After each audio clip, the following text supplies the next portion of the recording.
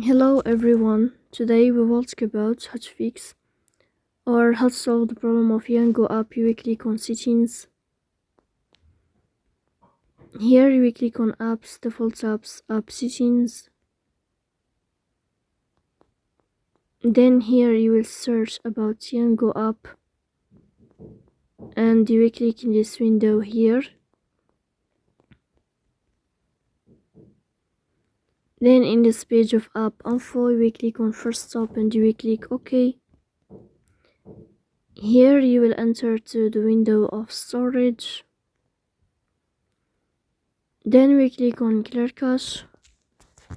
In the end, you will turn off your phone and you will wait a moment to restart your phone again to fix that problem. So please don't forget to support us by like and subscribe. See you next time and thank you for your watching and your attention.